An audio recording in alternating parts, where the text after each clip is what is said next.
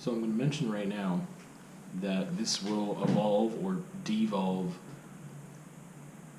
probably at some point into a conversation about the meaning of life, which I've already talked about. So there'll be a link to that at the end of the video with some end cards. Or if you're listening to the podcast, you'll just have to search it up, meaning of life. Okay, so freedom and nihilism. I wanted to talk about nihilism a bit because I have a good friend who is very nihilistic, but in a way that allows him, I think this is the case for most things. It's kind of like, I think nihilism maybe gets a bad rap, and I'm not saying that to foreshadow like, oh, I'm a nihilist and I love nihilism, but I'm trying to, I am having a crisis, so, my life is a crisis, but I am trying to navigate how to live in a way that makes me happier. And so I've had some conversations recently, not solo ones, but I've just been with human beings, with people other than myself. Like I said, nihilism's been brought up either by its label or not so much, but in other ways, and I've been thinking about it and decided to talk about it. So we're going to talk about hedonism and optimistic nihilism and meaning of life and balance and freedom within nihilism, and I don't know where to start. That's why I'm vamping. So I guess I'll start with saying that I feel like I really just need to let things go. And my friend often tells me, nothing matters. Nothing matters. It doesn't matter. Nothing matters. Like, it doesn't matter. Just that's how you let things go, is you realize, or you believe in this nihilistic perspective that nothing matters. And so I think, when I was trying to say that I think nihilism gets a bad rap, it's almost like atheists get a bad rap, or like Satanists get a bad rap, because that label, I think a lot of people are misinformed as to maybe what a real atheist or a real Satanist or whatever might be into. So, for example, Satanism isn't necessarily the opposite of Christianity or whatever in a lot of ways, or it's not about believing necessarily in Satan. A lot of people that practice that belief in a actually focused and concentrated way just talk about freedom, and there's a lot of other things that go along with that, but just the freedom of self by not being beholden to a god at all, including if you wanted to say like, oh, they've made Satan their deity, and that's not really what it is. It's about freedom of self and individuality and realizing you could be your own god. That's my understanding. And so I'm just using that comparison that with nihilism, people, it's usually like a really automatic, like, I know for myself included, a negative reaction to that word, or to think that, oh, those people are really negative, or that's a really pessimistic view or understanding of life, or, just worldview. But I've been coming around over the course of time to seeing, like, what is nihilism all about? And I'm sure, again, just like Christians would probably, different Christians, different sects, different religions within Christianity, whatever, different people that would call themselves Christians probably define Christianity in some different ways or live it differently in their life. Same thing with nihilism or any mode of life living that you could attach a label to. Like, obviously not everyone attaches a label to how they live their life or who they are or what they do or what they want to do. So, but anyway, with nihilism, I'm sure there's people that have some discrepancies amongst themselves, even though they all call themselves nihilists, maybe. So, basically, it's the belief in nothing. So, the belief, again, that it doesn't matter. Nothing matters. And I think that nihilism and atheism go hand in hand in some regards, but not necessarily. But a lot of people that are atheist also may not be spiritual on another level, but some people are spiritual on another level that doesn't involve Christianity or belief in a specific deity. Maybe they believe in energy or just spiritual in some other way. But if we take this, if we just go back to like the Big Bang, and that can differentiate, if your belief in that or not, can differentiate you from one camp or the other.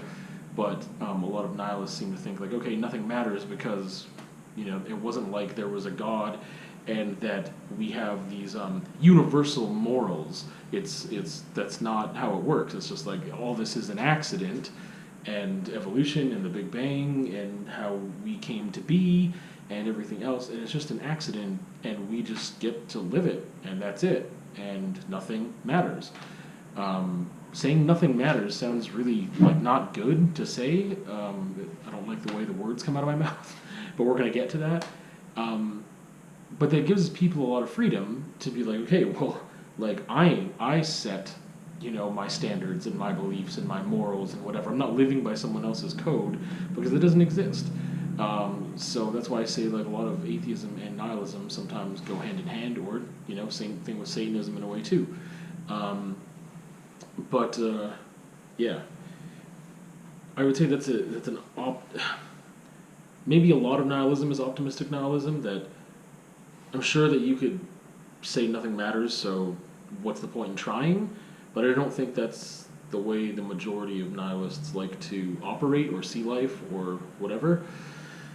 But it's more of an optimistic thing, being like, this doesn't matter, so like I'm going to let it go. And that's kind of where I'm coming from, I guess, where I'm exploring my jumping point, I guess, on this matter, is that I was trying to figure out, well, like, how can I just let things go, like, how does that, I still don't know if it's something I'm able or capable of doing as well as other people, but it's just like, people just let things go, just it doesn't matter, just, it's over, and there's a lot of, Buddhist principles that, just, that's it, like, it's gone, that moment's gone now, it's over, like, there's no point in thinking about it, it's done.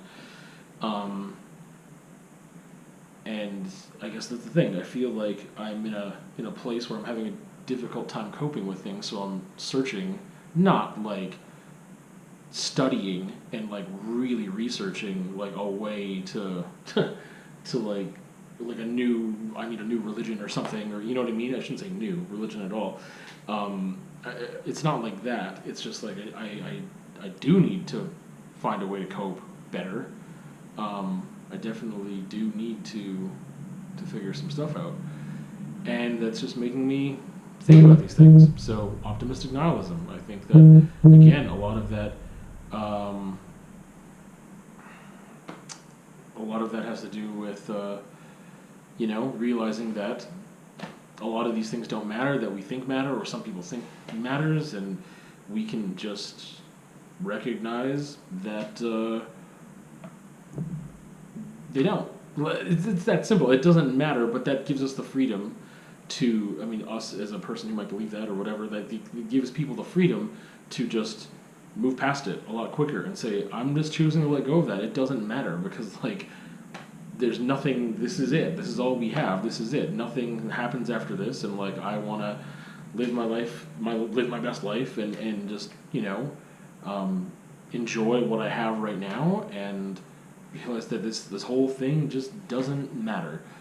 And I have a hard problem with that concept as a whole, because even though I don't have a strong system of belief at all that's like, we were put here to do this, or this is the meaning of life, or it's a test and there's an afterlife and there was a pre-life and it's eternal and forever and a mortality, I don't have any of that like strong belief at all.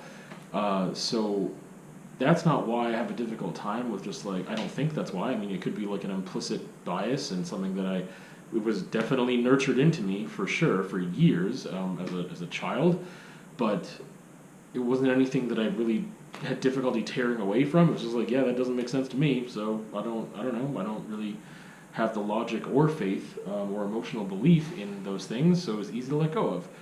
But yeah. It's the artist in me, I think, or the poetic in me, the romantic in me, etc. All those things to me are like the same thing.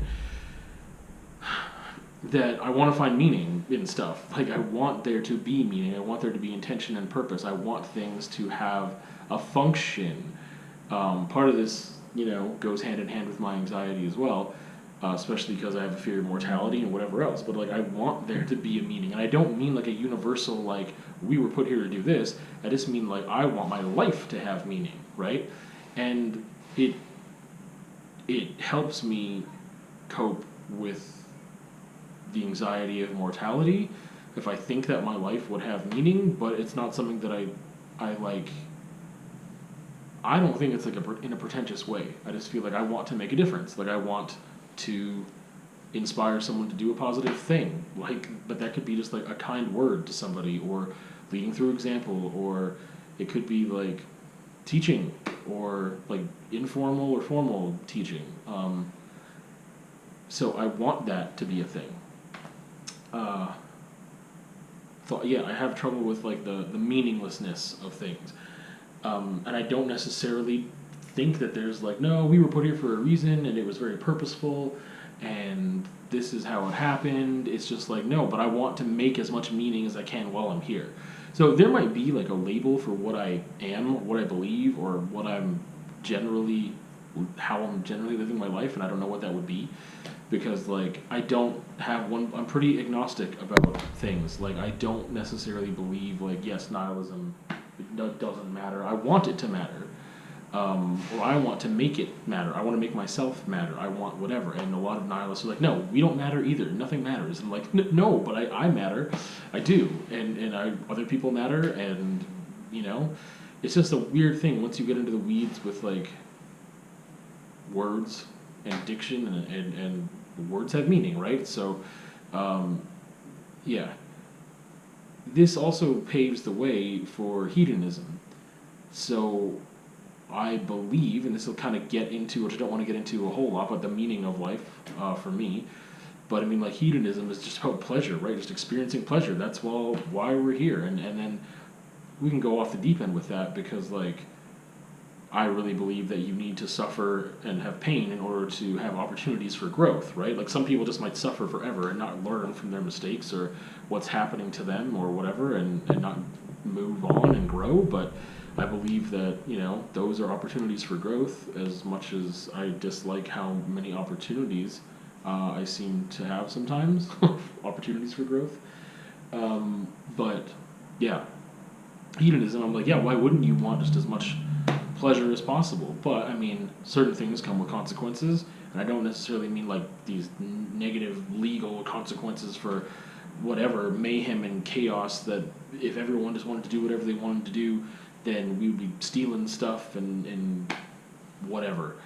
But I mean, you've got a certain amount of responsibility to yourself in the long term, and therefore you might need to do some things that you don't want to do, that aren't pleasurable or fun.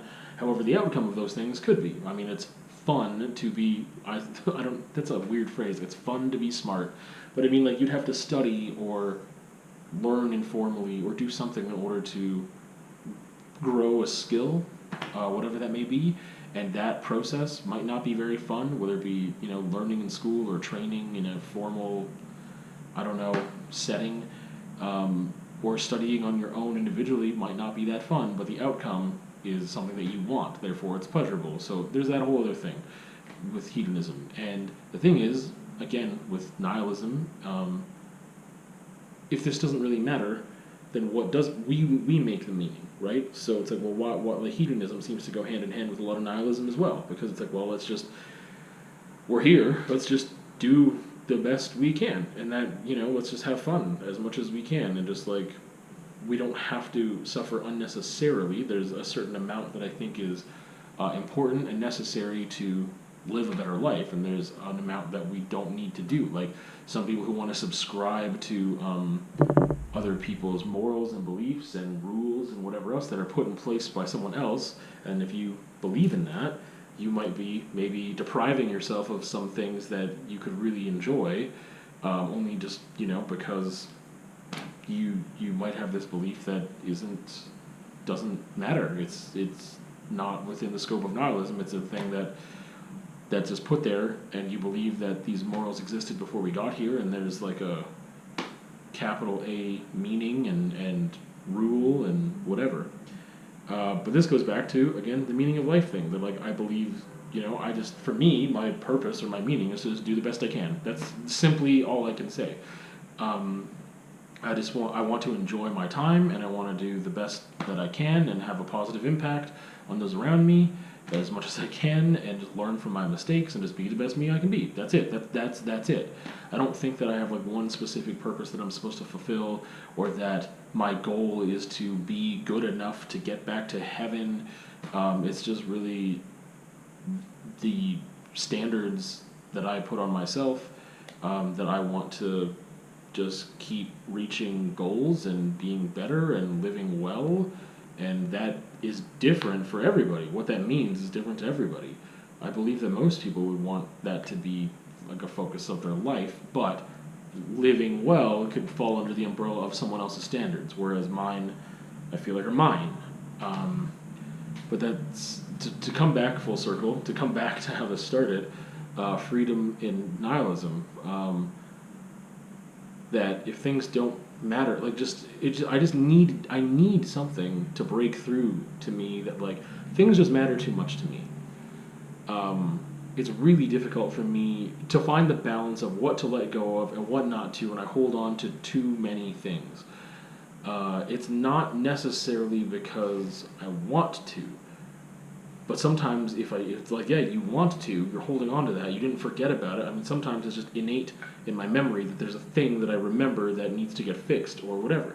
But that's the thing. Sometimes I hold on to things very naturally, and I bring them up as a conscious decision because I want them to get better. And I feel like, well, I'm holding on to that thing until it gets better because, like, it can get better. We can focus on this problem or issue, and we can decide to be better. We can decide to resolve it somehow, rather than just nothing matters, let's just move on. There's a balance there, because I'm like, no, stuff matters. Like, if you want to have a happy life, then you need to choose how you interact with people and whatever else, and you need to fix your own stuff, right? So ignoring your own inadequacies and mistakes and whatever else would be detrimental to yourself and others, and therefore letting someone else maybe, if part of what you want in life is maybe to have a relationship with someone, whether it be a friendship or whatever, a romantic relationship that's long lasting, then there are things that you need to work on and discuss as two people engaged in a relationship, if you want that to be healthy, right? For your own benefit. I don't really believe in altruism, so for your own benefit, you'd want to have things that are fixed. Things matter, right? It's like, oh, nothing matters, just whatever. Like, it's just that balance of like, well, what matters today and what's not going to matter. And some people, there's a good measure of like, is that going to matter in 5 years from now? If it doesn't matter, then let it go. But it's like, yeah, but what if we could just have a conversation that fixed that thing? Or like, how do you know that there's an issue unless I bring that issue to you? You wouldn't know that, and maybe it's like easily fixed. Maybe it's something that you can just do or not do, and maybe not. But I mean, how am I going to know unless we have a conversation and whatever? And this is where my mind goes with stuff. It's just like, let's resolve things, let's fix things, let's make them better. But there's that part that like, yeah, sometimes like when people say sometimes less is more. Okay, that's really difficult for me in this context of like, you don't need to say everything. You don't need to point everything out. You don't need to think about everything or dwell on everything. You can let these things go. And it's like, yeah, but there's a thing. Like, I'm just aware that there's a thing and it's just sitting there, and I don't know how to just like pretend it's not there or just like throw it out of my mind. It's like having a field of vision that's really, really wide, and you can see all these things, and I don't know how to crop out that tree. I'm like, no, the tree's there. I know the tree's there. The tree is on fire, and some people, it's like, well, it's a small fire. It'll just go out by itself. And then they crop it out. And I'm like, I can't crop anything out. Whatever's in my field of vision just seems to be there. And I have a wide field of vision, so it seems like I'm going to see more things, good and bad. And I don't know how to just like look away and like, no, let's just like we'll just look away from that. It just doesn't work that way. It's like having a 360 degree vision, and you can't just look away so that thing's cropped out and you don't see it in your periph. So that's what I'm trying to do, is figure out how to just let some things go and be like, hey, I just can't, like, it's just not going to be worth my energy I'm getting better at some of that stuff, but it's really slow going. And I just think that, yeah, again, nihilism and some similar modes of living could be helpful, at least as a starting point or as a point to just ponder upon and think about, and to maybe take some of those elements and those principles and insert them into my own life, how they fit, to assist me in having a better life by realizing that certain things don't matter and some things really do to me still, and using those things to just be happier. See you on another time.